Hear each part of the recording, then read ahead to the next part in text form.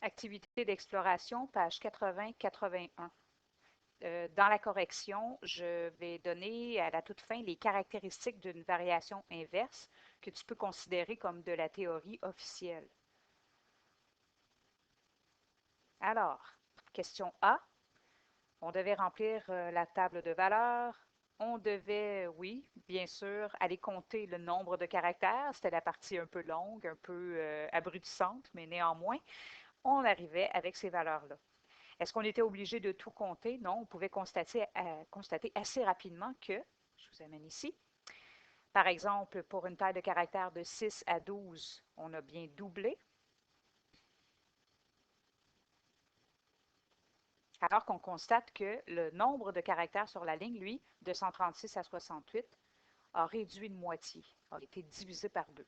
Même raisonnement pour passer de 8 à 16, on fait x2 aussi. Et on constate aussi que de 102 à 51, ben, ça divise par 2 aussi.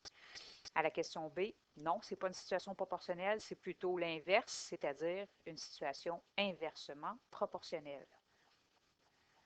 Si on double la taille des caractères, ben, on diminue le nombre de caractères qui entreraient sur la ligne de moitié.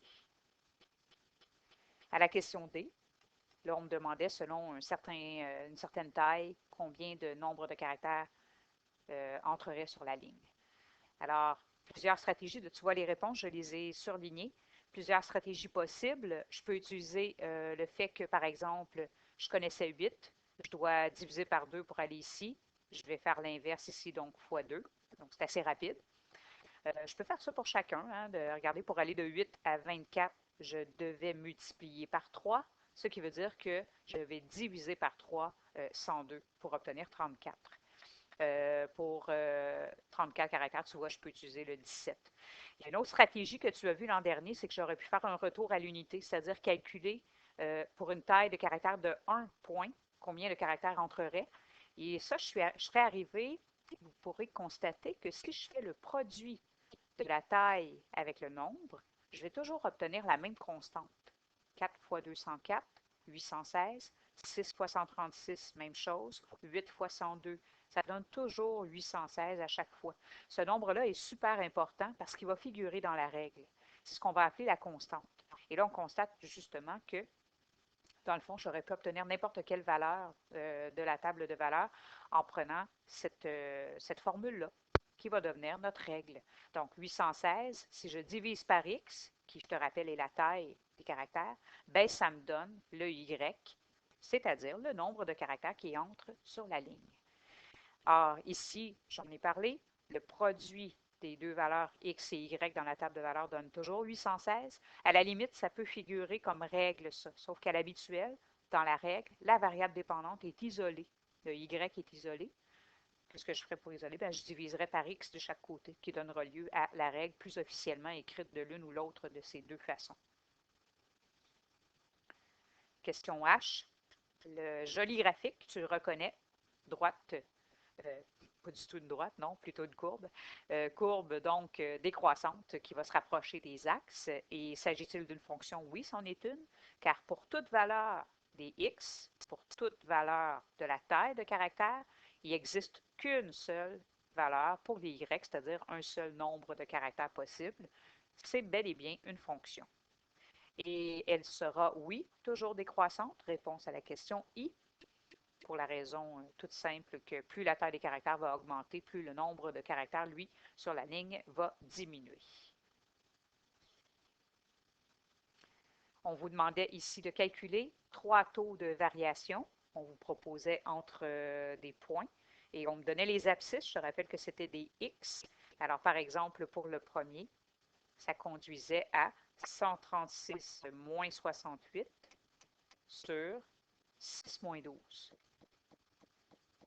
qui donnait 68 sur moins 6, qui va être réductible par 2 en haut et en bas. N'oubliez pas, le négatif, on ne le laisse pas au dénominateur. Donc, d'où le moins 34 tiers. Je fais le calcul pour le deuxième et pour le troisième, je constate que ces valeurs-là ne sont pas équivalentes, ne sont pas égales. Donc, le taux de variation n'est pas constant et c'est tout à fait logique avec la courbe obtenue. Pour que j'ai des taux de variation équivalents, il aurait fallu que j'ai justement une droite, qui n'est manifestement pas le cas. Question K.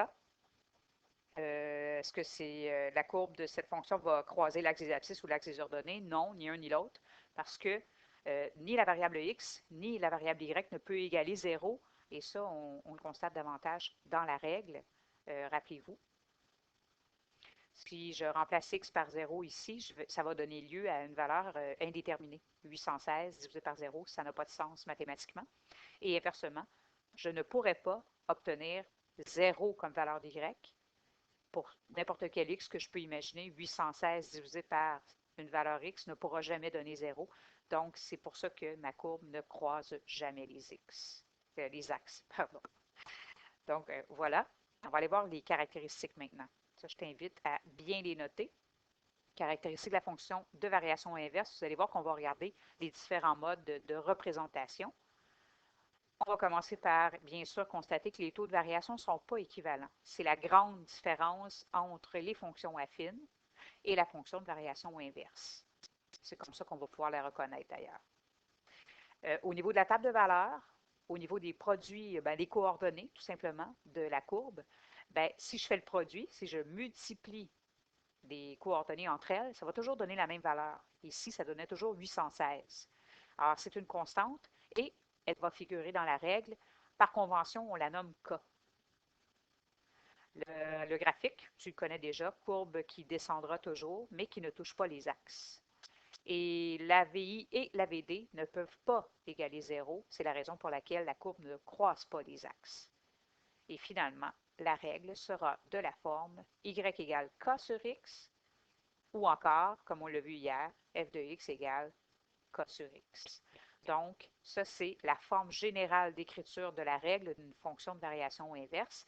Dans notre exemple, c'était y égale 816 sur x. Je te rappelle que pour obtenir cette constante, je prends le produit d'un couple de notre situation. Par exemple, dans cet exemple-ci, j'avais 4, 104, excusez, c'était 204, qui, une fois multipliés entre eux, donnait 816 et je constatais que ça donnait toujours la même chose pour chacun des couples. Ça, tu peux le faire autant avec un couple de la courbe qu'avec un couple pigé dans la table de valeurs et évidemment, on se valide avec d'autres couples pour être bien certain qu'il s'agit d'une fonction de variation inverse. Alors voilà pour les caractéristiques.